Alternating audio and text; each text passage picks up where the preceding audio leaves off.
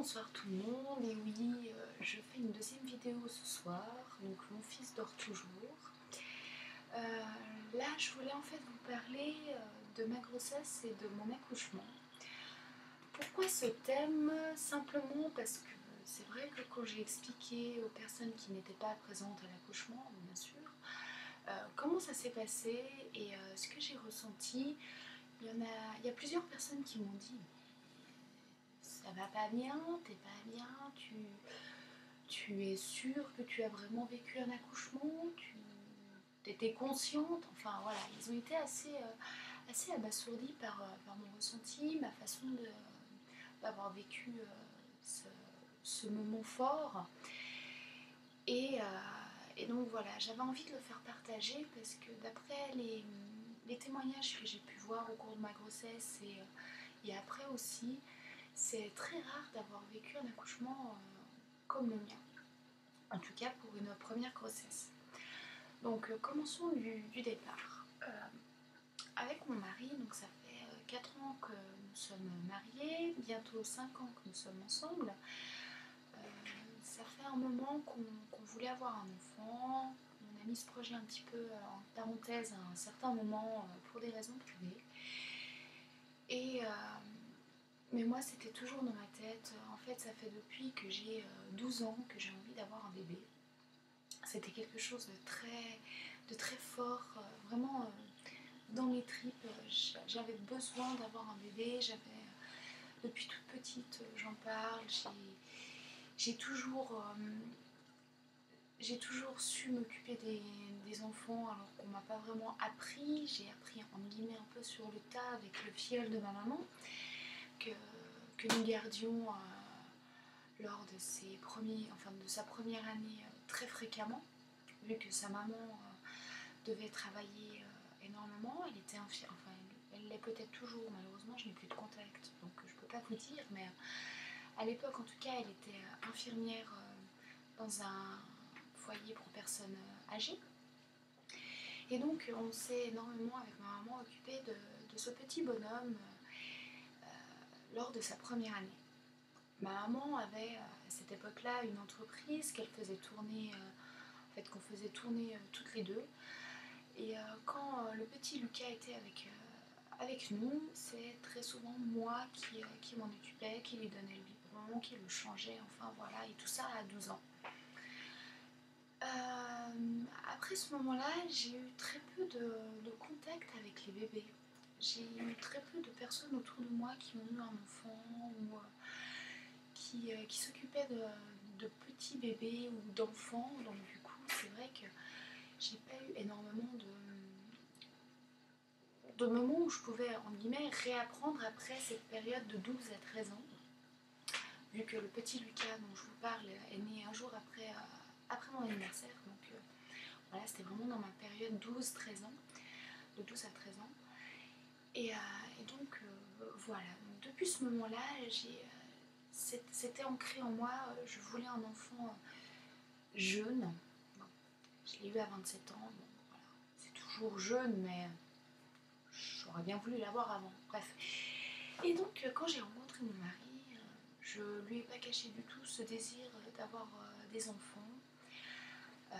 Jusqu'à 2013, jusqu'à début 2013, c'était pas possible, on n'a pas pu en mettre un en route. Et fin 2012, on a décidé de déménager, de venir s'installer sur France. Donc moi, c'est vrai qu'à ce moment-là, j'ai un petit peu sorti ça de ma tête. Alors ça, par contre, ça correspond avec énormément de témoignages que j'ai lus et que j'ai écoutés via les médias. J'avais tellement envie d'avoir un bébé que tout se passait dans la tête, ça bloquait. J'ai sorti cette idée de ma tête. On a déménagé, j'étais prise dans ce déménagement. En plus, je venais de me faire licencier. Enfin, j'étais toujours en contrat, mais voilà, c'était les dernières semaines de mon contrat. Donc, on a déménagé. J'ai effectué mes derniers jours dans l'entreprise. Et 5 jours après avoir effectué mon dernier jour de travail, j'ai fait le test qui a révélé un petit bout de chou qui poussait dans mon ventre. Donc bien sûr j'étais aux anges. Sur le moment, c'est vrai que j'ai sauté de joie et très vite j'ai eu comme une peur euh, par rapport à comment mon mari allait réagir. Parce que c'est vrai que voilà, j'avais été licenciée, lui venait de changer de travail, on venait de déménager, enfin c'était une situation entre guillemets un peu pas forcément la meilleure pour avoir un enfant, enfin bref. Et donc je l'ai appris le 5 février 2013 et j'ai attendu jusqu'au 13 février 2013 pour le dire à mon mari. Oui, j'ai réussi à attendre autant de temps. Bref, donc voilà, je lui ai annoncé d'une façon, on va dire, inattendue. Je lui ai fait une petite lettre. Enfin, je lui ai fait... Oui, je lui ai écrit une petite lettre, mais comme si c'était le petit bonhomme qui poussait dans mon ventre qui lui parlait. En 2 mots, ça disait bonjour monsieur, euh, vous ne me connaissez pas, moi je viens de vous connaître, ça fait une semaine enfin un peu plus d'une semaine que je vous connais vraiment. J'ai un énorme service à vous demander, voilà, dans quelques mois, j'habite actuellement dans un petit studio très douillet, très sympathique, mais malogeuse, m'a déjà signifié mon avis d'expulsion qui sera effectif dans quelques mois. Et du coup, je cherche un endroit douillet où venir m'installer, enfin, blablabla, blablabla. Et ça finissait par la phrase, donc c'était une lettre d'une page A4, écrite à l'ordinateur, hein, pas à la main, donc c'était une bonne lettre, quoi. Et à la fin, ça disait, la dernière phrase, c'était, attendez que je me souvienne bien, et si tu es d'accord, je pourrais même t'appeler papa. Quand j'ai donné cette lettre à mon mari, donc il l'a lue, j'ai bien vu pendant qu'il la lisait qu'il commençait à se poser des questions, qu'il avait entre guillemets compris le thème avant la fin de la lettre, parce que, oui, chose que je ne vous ai pas précisée, c'est que tout au long de la lettre, c'était quasi impossible de savoir de quoi je parlais. Jusqu'à justement cette dernière phrase, cette chute qui annonçait en fait ma grossesse. Et justement, quand mon mari a lu cette dernière phrase, j'ai vu qu'il l'avait relue 3 fois, il s'est tourné vers moi, il m'a regardé avec un grand sourire en me disant « c'est vrai ?» Et à ce moment-là, je lui ai dit oui. Et il a été super content, donc c'est vrai que ça m'a rassurée. Et donc voilà, donc la grande histoire de ma grossesse commençait là. Malheureusement, pendant cette grossesse, j'ai eu pas mal de petits déboires. J'ai eu un décollement placentaire, donc j'ai failli perdre mon petit bibou plusieurs fois. En tout cas, le premier trimestre a été très éprouvant psychologiquement et physiquement. J'étais une véritable loque. J'étais donc au chômage à ce moment-là, heureusement. De toute façon, si j'avais pas été au chômage, mon gynécologue m'aurait arrêté, donc voilà. Mais non, je passais mes journées, là oui, à cette époque, par contre, pas comme actuellement, je passais à cette époque-là, donc je passais mes journées couchée sur mon canapé à rien pouvoir faire, rien du tout. Rien que de prendre la décision de me lever, de m'asseoir sur mon canapé, ou, excusez-moi des détails, mais d'aller aux toilettes, ça me demandait une énergie, mais énorme, que je n'avais pas. Et donc du coup, ce premier trimestre a été très pénible, très fatigant, très éprouvant émotionnellement, vu que j'avais très peur de perdre ce bébé. Le deuxième trimestre s'est passé comme un charme.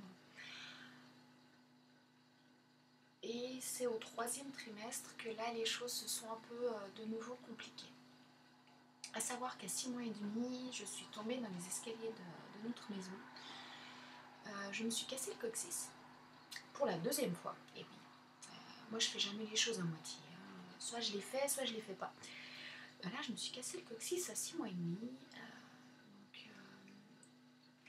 Quand j'ai réussi à me relever des escaliers, parce que je suis tombée d'une telle force, et en donnant un tel coup de rein pour ne pas tomber sur le ventre, pour vraiment partir en arrière et atterrir sur les fesses et non pas sur le ventre ou sur les genoux, j'ai tapé très fort sur nos escaliers qui sont des escaliers en béton.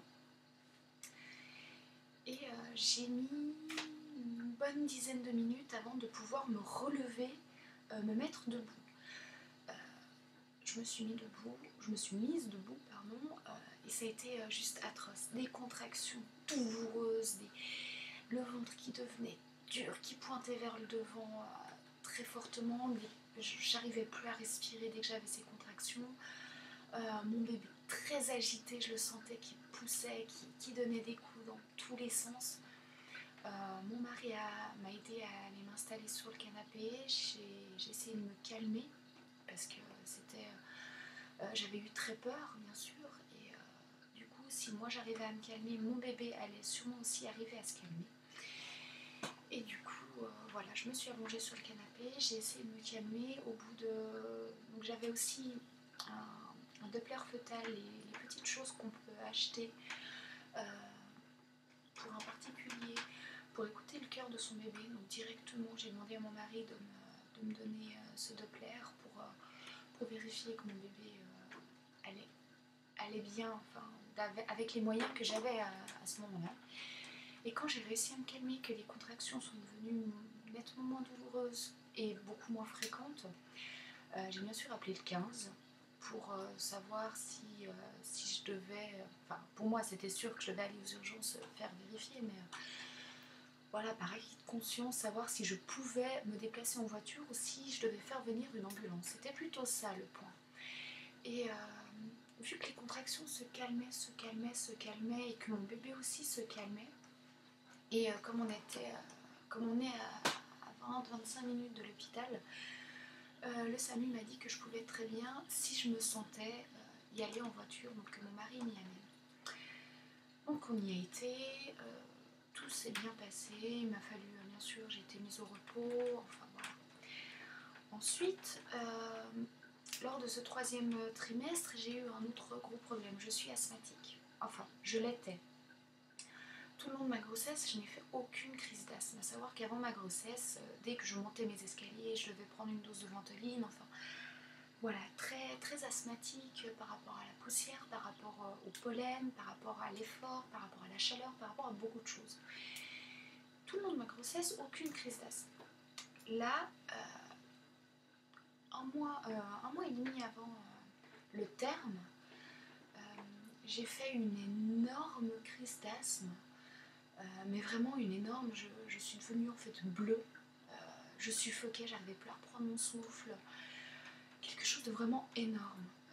J'ai réussi à me calmer grâce à un petit moyen que j'utilise, c'est-à-dire soit je mets juste ma tête dans mon congélateur et ça passe, soit si ça passe pas, c'est la tête dans le congélateur.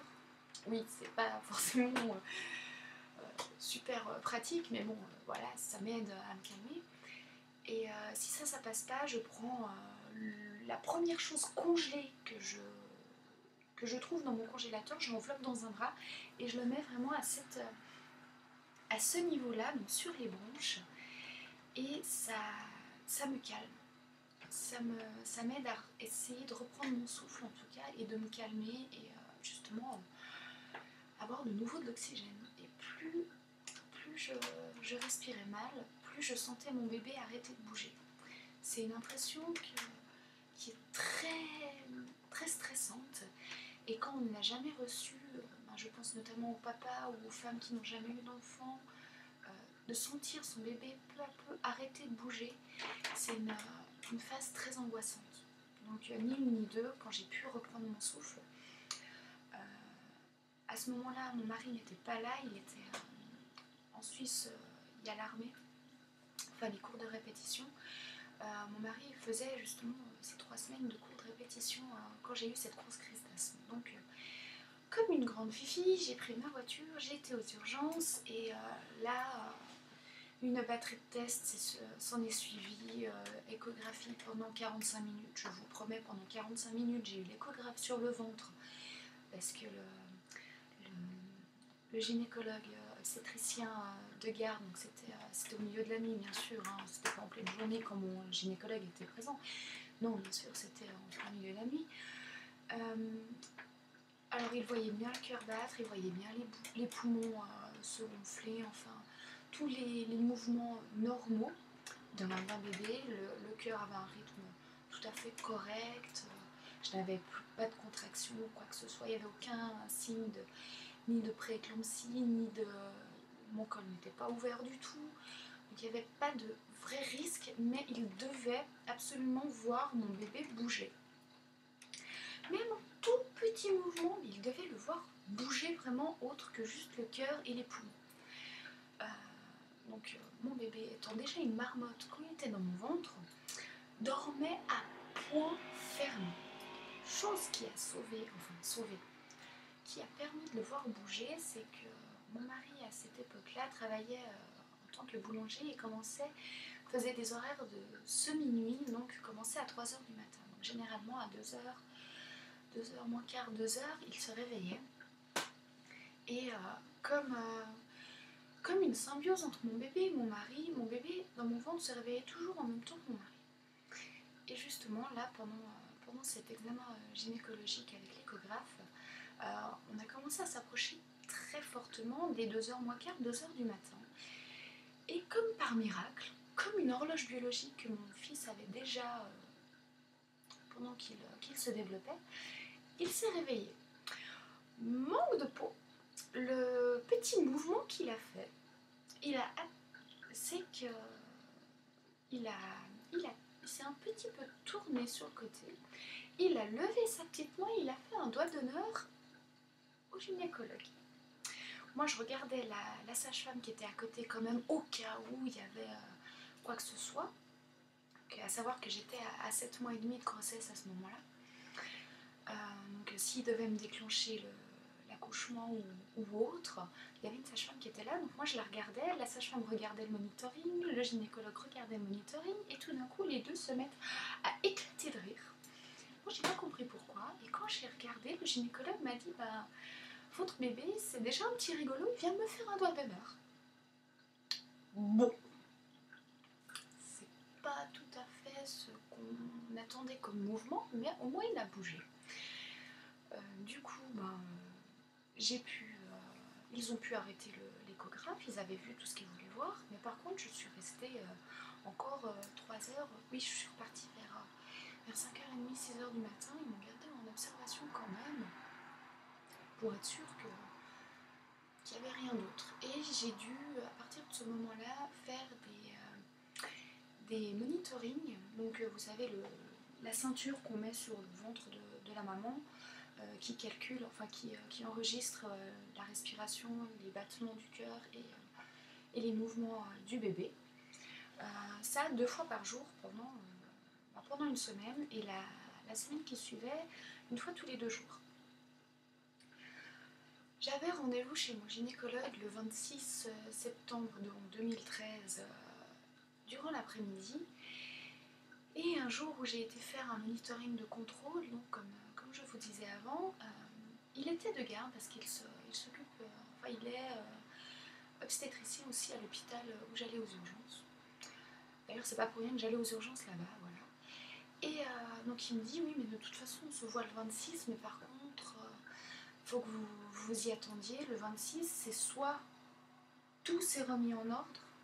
Oui, parce que, excusez-moi, j'ai oublié un petit point, c'est que suite à cette crise d'asthme, ils ont remarqué que mon petit bibou avait des petits problèmes cardiaques. Son cœur battait comme il faut, mais il y avait des fois où il ralentissait vraiment passablement, et c'était en guillemets un petit peu inquiétant pour eux. Donc voilà, donc mon gynécologue me dit alors soit ça va nickel, il n'y a plus aucun signe de ralentissement cardiaque, et je vous laisse aller à terme comme vous voulez, que ça se déclenche comme vous voulez, mais s'il n'y a pas de changement par rapport à aujourd'hui, vous rentrez pas chez vous après le rendez-vous de l'après-midi, je vous fais directement hospitalisé, voire même déclencher l'accouchement. Donc quand ce rendez-vous-là est le 26, donc la date où était prévu ce rendez-vous avec mon gynécologue, donc notamment aussi pour la dernière visite prénatale, nous avons appris avec mon mari qu'il avait un énorme kyste à l'intérieur de sa cage thoracique qui équivalait à une bouteille de soda club. Donc vous voyez ces grosses bouteilles de 15 cm de haut sur 7 cm et demi de diamètre. Donc il avait un kyste comme ça à l'intérieur, donc vraiment voilà, là, qui lui comprimait aussi bien les poumons, la trachée, le cœur qui s'agrippait aux clavicules, qui avait commencé à s'attacher aux poumons, à l'aorte, enfin le gros truc. Et mon mari devait se faire opérer d'urgence parce que voilà, il avait des gros problèmes pour respirer. En fait, il lui restait au lieu des je crois que c'est 1 cm, 1 cm et demi de diamètre de trachée, donc voie respiratoire normale, il lui restait même pas 3 mm. Donc, et surtout, ce kyste n'avait jamais été vu même par les plus grands spécialistes cardio-thoraciques de France ni du Canada. Et en fait, sa vie était vraiment en jeu. Donc le 27, il avait rendez-vous avec un chirurgien à Grenoble pour préparer son opération. Moi, complètement paniquée, donc que ce soit par rapport à l'éventualité d'être déclenchée et surtout par rapport à l'opération de mon mari et de sa vie qui était en jeu, j'étais vraiment, vraiment très mal. Et la nuit du 25, enfin le 25 au soir, le 25 septembre 2013 au soir, j'ai eu énormément de peine à m'endormir. Mon mari également. D'ailleurs, on a été se coucher, c'était minuit et quart. Mon mari qui est une marmotte comme mon fils s'est endormi, il a posé la tête sur l'oreiller, il s'est endormi directement. Par contre moi je me suis couchée, j'ai mis étonnamment très peu de temps à m'endormir, j'étais tellement claquée que voilà, j'ai mis 20 minutes. Généralement il me faut bien 1 heure pour m'endormir. Et donc vers minuit 20, minuit 25, je me suis endormie et très rapidement après, vers minuit et demi, j'ai senti un bloop dans mon ventre et je me suis retrouvée assise dans mon lit. Assise dans mon lit en me disant... enfin, j'ai même pas eu le temps de réaliser, j'ai senti le bloop et directement je me suis retrouvée assise dans le lit et j'ai foncé à la salle de bain et heureusement j'étais en train de perdre les os. Donc l'accouchement était en train de se déclencher. Donc le 26, donc c'était le 26, au tout début du 26 septembre. Quoi. Je vous rappelle que l'après-midi du 26, j'avais rendez-vous avec mon gynécologue qui avait très certainement déjà prévu le déclenchement de mon accouchement. Enfin. Et donc moi, à la salle de bain, qui se trouve très proche de la chambre à coucher où dormait mon mari, je l'appelle, je crie, je lui dis Flo, faut te lever, l'accouchement, je vais accoucher et tout. Mon mari, encore complètement dans le coltard, qui me fait ouais, mais bien sûr. Tu vas pas accoucher. Je lui dis, je te dis que je suis en train de perdre les os. Il me dit, ouais, mais t'as pas encore de contraction. Il a à peine dit ça. Et v'lan une contraction, mais je vous dis pas la contraction, j'étais pliée en deux, une vraie grosse contraction. La contraction pas, je fais, excusez-moi du terme, mais ta gueule. Voilà, c'est dit. Et j'ai des contractions et une deuxième contraction. Vous voyez, c'était très rapproché. Mon mari qui se lève, enfin qui émerge, qui m'apporte son portable. Je me dis, mais il va pas bien, je lui ai dit que je vais accoucher, il m'apporte son portable, mais qu'est-ce qu'il fait? Et en fait, il avait téléchargé une petite application qui calculait les contractions. Et donc chaque fois que j'en avais une, bah, je déclenchais, je marquais et voilà. Et mon mari qui continue à émerger, il revient peut-être 2-3 minutes après. Il regarde le portable et il voit que j'ai des contractions toutes les 40-45 secondes qui durent à peu près le même temps. Il me dit ouais, mais ils ont dit au cours de préparation à l'accouchement, chose d'ailleurs que j'ai eu que 2 préparations à l'accouchement sur les 10 prévues, hein. Enfin bref. Et il me dit oui, mais ils ont dit d'attendre 5 heures. J'ai dit non, oublie, hein, moi j'appelle la maternité. Si tu veux, j'appelle la maternité et puis je leur demande confirmation. Mais pour moi, tu m'emmènes direct à la mater là. Puis j'appelle, donc je tombe sur une très gentille sage-femme. Je lui explique que je viens de perdre des os, que j'ai les contractions. En même temps, bien sûr, j'avais des contractions, donc j'étais. Je devais couper la conversation. Excusez-moi. Et je lui dis, mon mari voudrait avoir la confirmation qu'il faut bel et bien que je vienne maintenant. Cette très gentille sage-femme éclate de rire et me dit, bah bien sûr qu'il vous faut venir maintenant, vous avez perdu les os. Donc ni une ni deux, mon mari se réveille parce qu'entre-temps il avait réussi à se rendormir. Hein. Enfin, presque. Et debout, branle-bas de combat et tout. Mais le petit point rigolo du moment, c'est que ma valise de maternité, elle n'était pas prête. Enfin, toutes les affaires pour mon bébé étaient prêtes, mais les miennes, que dalle, rien du tout. Donc mon mari s'est amusé à faire l'aller-retour entre les 2 étages de notre maison pour me préparer mes affaires. Pendant qu'il faisait ça, moi j'ai eu le temps de me raser, de m'habiller, enfin oui, non mais des choses, de me maquiller aussi, de me coiffer comme il faut. Et bien sûr, je ne me suis pas habillée avec un jogging, hein. J'avais un joli pantalon noir, limite de costume, une jolie blouse, enfin, juste le truc, normalement, une femme normale qui est en train d'accoucher, qui a des contractions toutes les 40 secondes, ne fera pas. Et donc mon mari qui courait dans tous les sens, qui allait me chercher des affaires ici et ça, machin. Et donc le temps qui prépare toutes les affaires, on était déjà bien à 1h30, 2h moins 20 du matin. Loin, départ pour la maternité, donc inutile de vous dire que le trajet que normalement on fait en 20-25 minutes, déjà moi j'ai rien vu parce que impossible d'être assise dans la voiture, j'étais à moitié couchée en même temps, à moitié repliée sur moi-même, enfin dans une position assez spéciale. Moi j'ai pas vu le trajet. C'est mon mari qui m'a dit, je crois 3-4 jours après, qu'il a fait le trajet en 10 minutes. À savoir qu'il y a un radar sur le trajet. C'est le seul moment où il a été aux limitations de vitesse. Je l'ai bien sûr engueulé en lui disant ouais mais quand même on avait le temps, t'étais pas obligé de risquer de nous tuer, pas à la naissance de petits bouts quoi. Et bref, qu'on arrive à la maternité, il me dit, on se parque avec la voiture, il me dit bouge pas, je vais chercher une chaise roulante.